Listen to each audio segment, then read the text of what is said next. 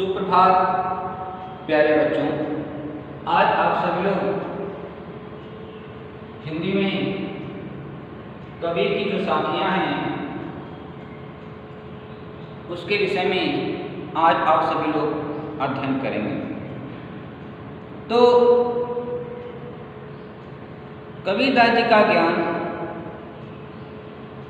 उनके जन्म एवं उनके अनुभव से जुड़ा हुआ है, इसलिए उनके जन्म के संबंध में यह जानना बहुत ही आवश्यक है। कबीरदास जी का जो जन्म हुआ था वह 1398 ईस्वी में वाराणसी में हुआ था। जैसा कि मैंने बताया कि कबीरदास जी का ज्ञान उनके जन्म एवं उनके अनुभव से जुड़ा हुआ है, तो इसलिए उनके जन्म के विषय में जानना बहुत ही जरूरी है। तो कबीरदास जी का जन्म 1398 ईस्वी में वाराणसी में हुआ था।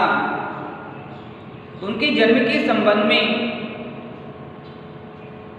इतिहासकारों का जो मानना है कि उनका जो जन्म हुआ था एक विधवा ब्राह्मणी के गर्भ से उनका जन्म हुआ था, इसलिए वह लोक लज्जा सामाजिक मर्यादा के कारण उसने कबीरदास जी को काशी के निकट लहर तारा नामक तालाब के किनारे छोड़ दिया।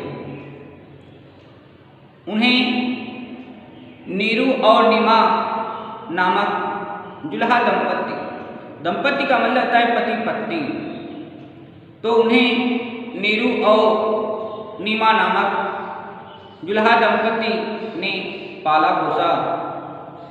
कभी पढ़े लिखे नहीं थे, किंतु उनका ज्ञान और अनुभव अपार था।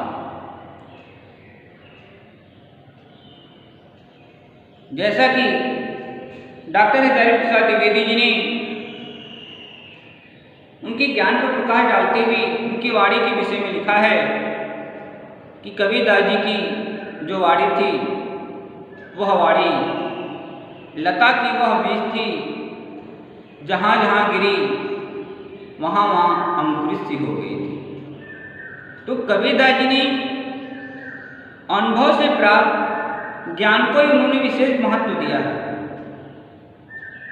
कबीरदास जी के समय भारतीय समाज में अनेक अंधविश्वास और धार्मिक आडंबर व्याप्त है।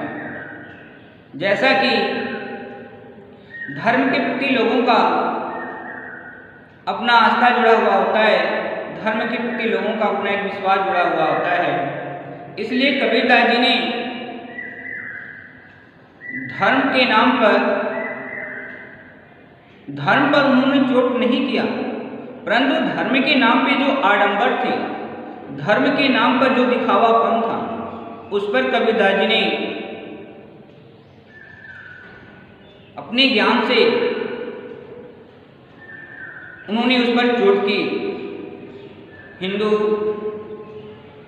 मुसलमानों के विश्वासों और मान्यताओं में विषमता बढ़ रही थी।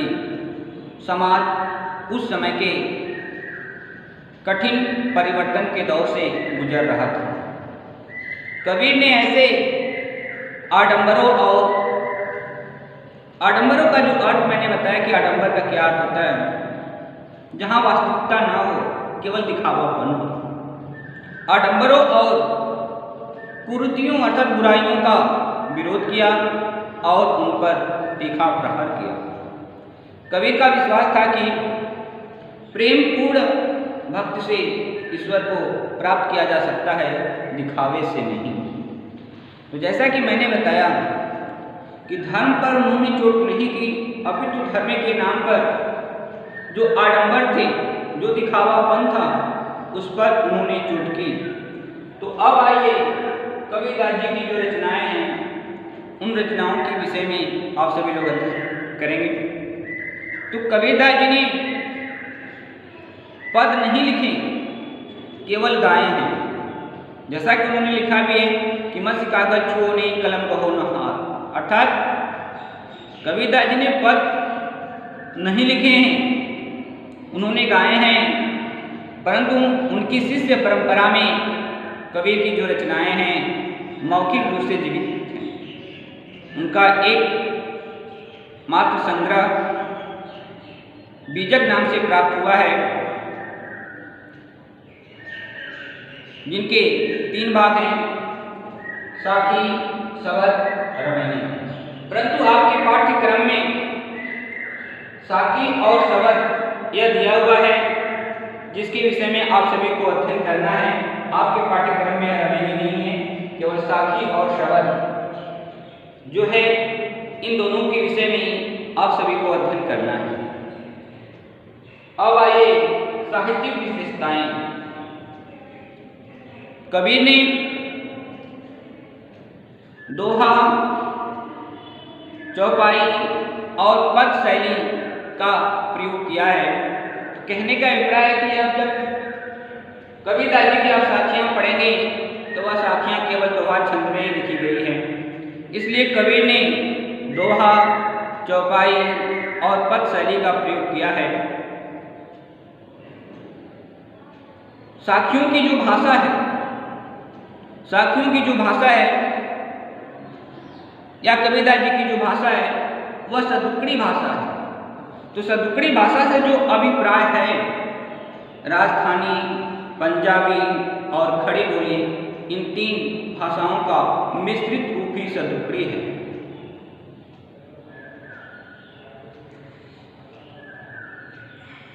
कबीर की भाषा में, उनके स्वभाव में फक्कड़पन, मस्त मौलापन और निर्भीकता के दर्शन होते हैं। क्योंकि उस समय के दौर में, जिस समय हमारा समाज एक कठिन दौर से गुजर रहा था, तो उस समय के दौर में कबीरदास जी ने धर्म के नाम पर जो दिखावापन था, उस पर उन्होंने जो व्यंग किया, उस पर उन्होंने जो चोट की, वह निर्भीक होकर के उन्होंने चोट की। और आइए, जैसे उनकी साहित्यिक विशेषताओं में, जैसा कि मैंने बताया कि कबीरदास जी ने, कबीर की जो साखियां हैं वह दोहा छंद में लिखी गई हैं। तो दोहा है क्या? दोहा एक प्रकार का छंद है। छंद की परिभाषा होती है यति, गति, लय, बद्ध, तुक आदि के नियमों से नियोजित ही पद रचना छंद कहलाती है। तो यह दोहा छंद है जिसके आपके 4 चरण होते हैं। प्रथम एवं द्वितीय चरण में 13 मात्राएं होती हैं। द्वितीय एवं चतुर्थ चरण में 11 मात्राएं होती हैं। अब आइए भाषा के संबंध में, जैसा कि मैंने आपको कहा कि कबीरदास जी की जो भाषा है वह सदुक्कड़ी है। राजस्थानी, पंजाबी और खड़ी बोली से जो मिश्रित रूप है वह सदुक्कड़ी है। अब आइए आप सभी लोग, जो कि आज का विषय भी है कबीर की साखियाँ, जो कि कबीर की साखियों के विषय में आप सभी लोगों को अध्ययन करना है। तो साखी जो शब्द है वह आपका तद्भव शब्द है, और साक्षी जो शब्द है वह आपका तत्सम शब्द है। सामान्य अर्थ में यह लिया जाए तो साक्षी शब्द का जो अभिप्राय है वह ज्ञान से है, परंतु साक्षी शब्द का जो अभिप्राय है वह साक्षात्कार से है। तो आइए अब कि साक्षी का अर्थ विशेष रूप से मैं यह बता रहा हूँ। सामान्य रूप में तो मैंने आपको बताया कि साक्षी का जो अर्थ है ज्ञान है, साक्षी का जो अर्थ है वह साक्षात्कार है। तो साक्षी का अर्थ है गवाही, अर्थात मनुष्य जो कुछ स्वयं देखता है या अनुभव किया उसे सच्चाई और ईमानदारी के साथ प्रस्तुत कर देना ही साक्षी कहा जाता है। क्योंकि जैसा कि आप लोग जानते हैं, इंसान कुछ भी सीखता है कि कोई भी कर्म करता है तो वह स्वयं में एक प्रमाण है, स्वयं में एक गवाह है। उसके लिए किसी प्रमाण की आवश्यकता नहीं होती है। इसलिए साक्षी का यह अर्थ है कि इंसान जो कर्म करता है, जो अनुभव करता है, सच्चाई और ईमानदारी के साथ प्रस्तुत कर देना ही साक्षी। इस आधार पर कबीर की साखी का तात्पर्य भी उनके प्रत्यक्ष अथवा यथार्थ अर्थात जो वास्तविक है, वास्तविक ज्ञान से लगाया जाता है। तो कबीरदास जी का वास्तविक ज्ञान क्या है?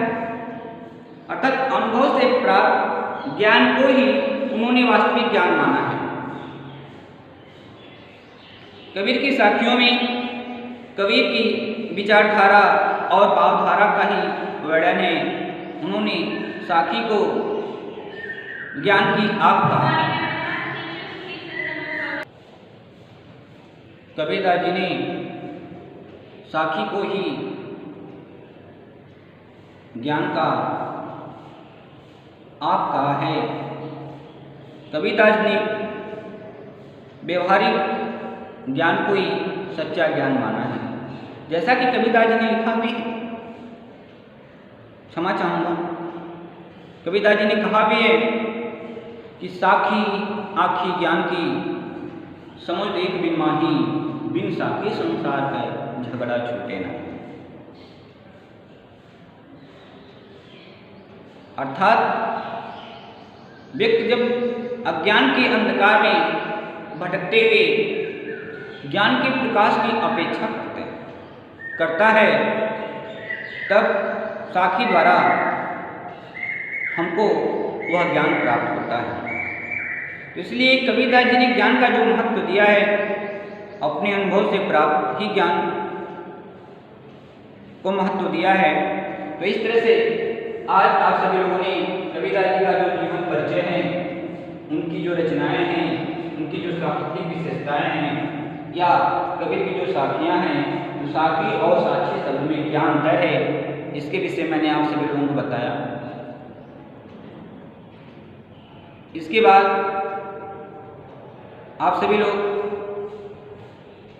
संचार के माध्यम से कबीर की जो साखियाँ हैं, अगले दिन इसके विषय में आप सभी लोग अध्ययन करेंगे।